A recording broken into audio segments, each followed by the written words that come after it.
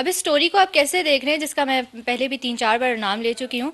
इसमें जो Indian involvement है टेररिज्म के अंदर और ख़ास तौर पे पाकिस्तान में, और फिर इस टाइम पे इस स्टोरी का आना कि जबकि हम देख रहे हैं कि पाक अफ़गान रिलेशंस ऑलरेडी काफ़ी टेंस चल रहे हैं, तो how do you see all this?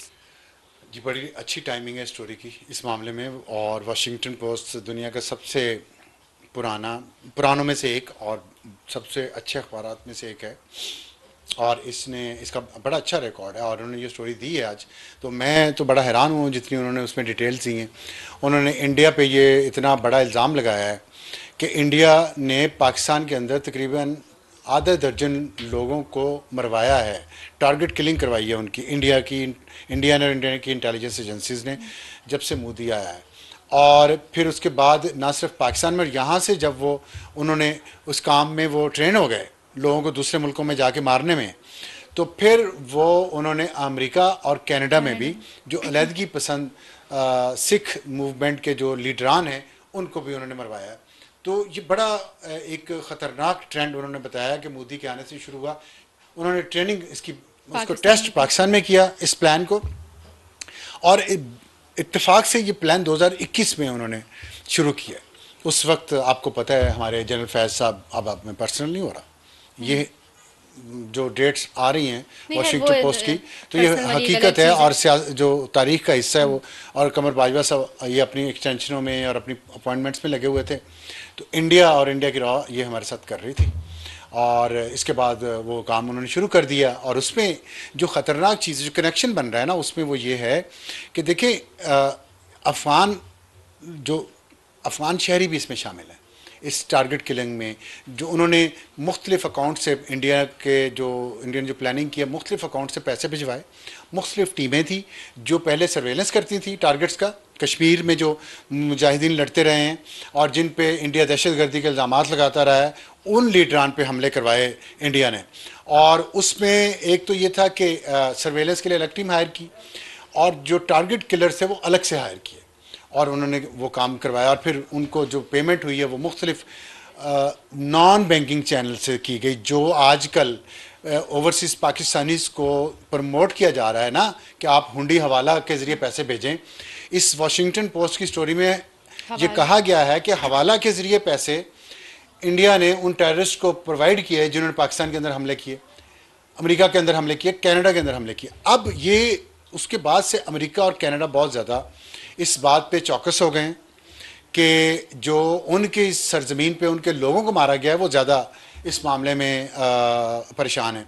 और उन्होंने अपना सिस्टम उसको बेहतर किया है, हुंडी हवाला के हवाले से भी कि गैर कानूनी तरीके से पैसों की दहशत गर्दी के लिए जो पैसे ट्रांसफ़र होते हैं वो ना हो। और दूसरा ये कि उनके वहाँ जो इंटेलिजेंस के निज़ाम में जो खला है, जो सुकम है, जो फ्लॉज हैं, उनको वो दुरुस्त कर रहे हैं। हमें भी यही करना चाहिए। हमें भी यहाँ पे जो टेरर फाइनेंसिंग के जो एवेन्यूज़ हैं उनको बंद करना चाहिए। और जो हमारे इंटेलिजेंस सिस्टम में फ्लॉज हैं कि इतने बाहर से लोग आके टेररिज्म कर रहे हैं यहाँ पे और उनको पकड़ा नहीं जा रहा, उनके बारे में हमें इंटेलिजेंस रिपोर्ट सही नहीं मिल रही, या हमारी गफलत है, या कोताही है, या तवज्जो किसी और तरफ है, तो क्योंकि ये नेशनल सिक्योरिटी इशू है। और अब ये जो स्टोरी आई है तो उम्मीद है कि आज तमाम हमारे जो अरबाब इख्तियार हैं उन्होंने ये स्टोरी पढ़ी होगी, इससे कुछ सबक सीखे होंगे और आगे बढ़ने का कुछ प्लान किया होगा। और ये देखिए, मैं आपको जब टेररिज्म की बात करता हूँ ना, और इसमें अब अगर आप फिर आपकी जोग्राफी तो कमज़ोर है लेकिन अगर आप नक्शा जहन में लाएं, अफ़गानिस्तान, पाकिस्तान, इंडिया, ये जो पूरी बेल्ट है ना हमारी, ये इस पे बदकिस्मती है कोई। और मोदी के आने के बाद तो ये बहुत काम बढ़ गया है।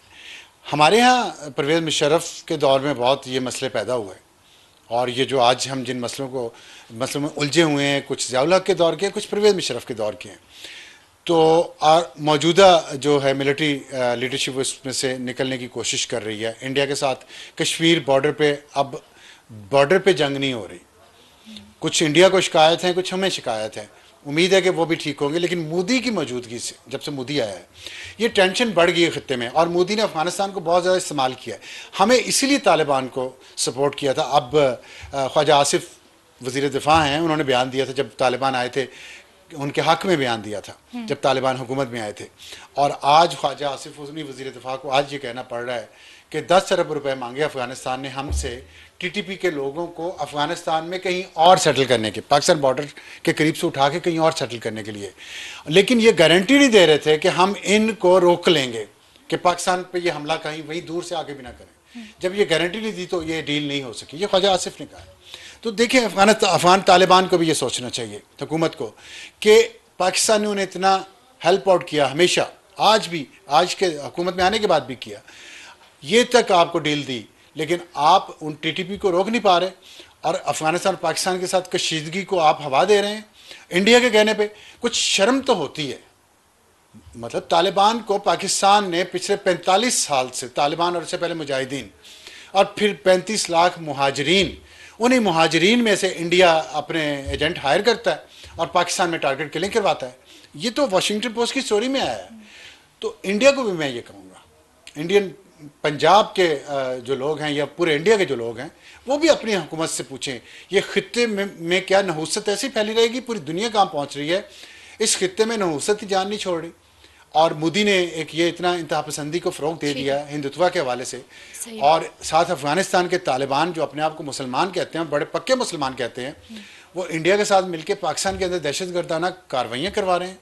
तो जंग तो फिर ये लोग की वॉर तो चलती रहेगी और चल रही है।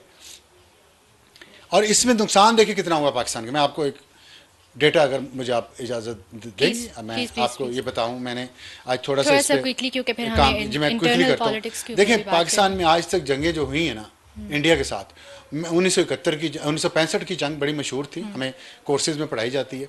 1965 में पाकिस्तान के 2000 से लेके 3000 तक, ये कोई कंफर्म वो नहीं है फिगर, ये ज़रा उठा के इसका नीचे रखते हैं। तो वो उसमें ये है कि 1965 की आप फिगर्स दे रहे थे, उसमें 2000 से लेके 3000 तक जो पाकिस्तान के फौजी जवान शहीद हुए, तो जवान एंड ऑफिसर दोनों। इतनी बड़ी जंग है, उसको हमारी किताबों में पढ़ाया जाता है। फिर उसके बाद हुई है 1971 की जंग, जिसमें मशरकी पाकिस्तान अलहदा हो गया। उसमें फिगर फिर 5000 को से लेकर 8000 तक डिफरेंट फिगर्स है, कंफर्म नहीं है। उस वक्त शायद डेटा इतना इकट्ठा करने के लिए प्राइवेट सेक्टर भी नहीं था। और फिर कारगिल वॉर में 2000 से 400 का नंबर से लेके 2000 तक का नंबर आता है कि पाकिस्तानी फौजी जवान शहीद हुए।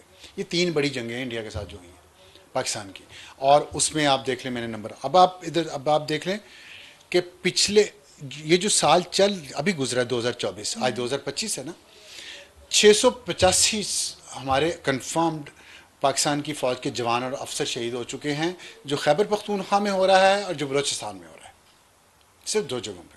और ये कोई फुल फ्लेज वॉर नहीं है, ये लो की इंसर्जेंसी है, जिसमें पाकिस्तान के इतने फौजी जवान और अफसर शहीद हो चुके एक साल में, 685। उससे पिछले साल 2023 में 502 ऑफिसर एंड जवान, और अगर आप 7 सिविलियंस को मिलाएं तो 1612 सिविल और मिलिट्री दोनों मिला के इस साल हुए हैं शहीद पाकिस्तान के लोग इस वॉर में। तो आप सोचिए, जो इतनी जंगें इतनी बड़ी, जिसमें अक़वाम मुत्तहिदा इन्वॉल्व हुई, पूरी दुनिया इन्वॉल्व हुई सुलह करवाने में, उसमें हमारे सोल्जर्स कितने शहीद हुए, और ये कितना नुकसानदेह वॉर ही। मैं तो 2 साल की फिक्र बता रहा हूँ, पिछले 12 साल से ये चल रही है, 13 साल से चल रही है। और अंदर पाकिस्तान के अंदर हमारे हालात ये हैं कि सियासी इस्तेहकाम ही नहीं है। वो पूरा एक सेट ऑफ जजेस और जनरल्स और जर्नलिस्ट था जो इस बजाय सिक्योरिटी के मामलात पे तवज्जो रखने के या अपने अदालती निज़ाम पे बेहतरी करने के, वो सियासत कर रहे थे, वो सियासत ज़दा थे। उन्होंने अपनी एक्सटेंशनों, अपनी पोस्टिंग के लिए, अपनी नौकरी के लिए इस मुल्क को एक सियासी अदम इस्तेहकाम में धकेला, जिसकी वजह से हम अभी तक ये इस जंग में फंसे हुए हैं और निकल नहीं सके। तो मैं समझता हूँ ये वाशिंगटन पोस्ट की स्टोरी हमारे लिए वेकअप कॉल है। और जो अफगानिस्तान इंडिया का नेक्सस बना हुआ पाकिस्तान के ख़िलाफ़, उस पर पाकिस्तान ने सऊदी अरब को एतमाद में लिया है बाय द वे। और सऊदी प्रिंस जो क्राउन प्रिंस हैं मोहम्मद बिन सलमान, वो इस पर अफगानिस्तान के साथ भी बात कर रहे हैं, एंगेज कर रहे हैं उनको, और अमेरिका को भी एंगेज उन्होंने किसी न किसी लेवल पे किया हुआ है।